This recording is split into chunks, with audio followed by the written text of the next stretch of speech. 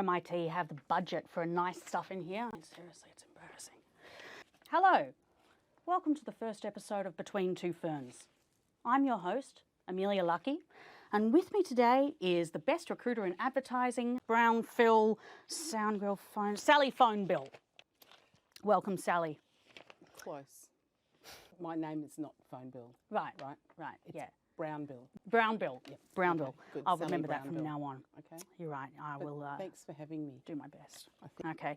So can you tell us about your journey from photography to creative consulting?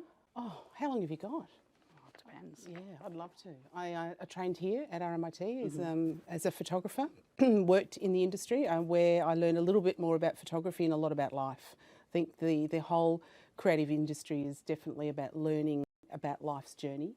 I left assisting and went overseas and worked in film and television and West End theatre. Came back, I had this epiphany that I didn't want to take photos for a living anymore because I didn't want to, take photos of other people's ideas. Right.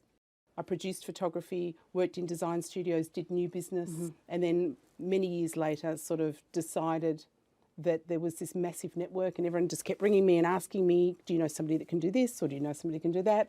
Yep. And I thought, here's a business. So Right. I started the Brownbill Effect. That sounds fascinating. Yep. You released a new book this year, How to Develop Your Career as a Photographer. If the book is for all creatives, why is the title not How to Develop Your Career as a Creative? I think that's a really good question and probably one that I can't answer, actually. When I wrote it, it was specifically about photography because I felt that photography was where I had come from, and I'd been doing a lot of lecturing in photography just prior to COVID.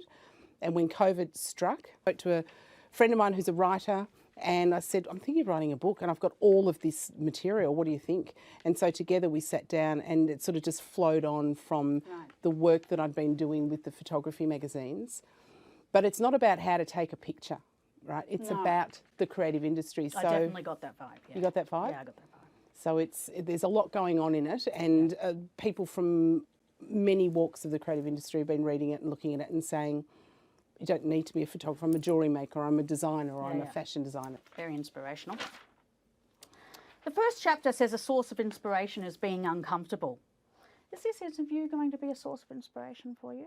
Is this interview going to be a source of inspiration? Well, it's kind of different, but I find inspiration in everything. Right, yeah. Emily? Oh, sorry. It's Emilia, isn't it? No, yeah, sorry. No, Emily? you're right. No, it's Emily. It's good. It's good. It is? No. Oh, sorry. It's Emilia. Yeah, look, I guess this can be inspirational. Yeah. How do students find their source of inspiration? I think it's all around them. Inspiration comes from connections, but it doesn't have to necessarily come from advertising. It can come from film or movies, or it can come from being down at the ocean, or it can come from, working or being in a beautiful building. So I think everybody's inspiration is their own personal journey. Of course. But as long as you're constantly inspired.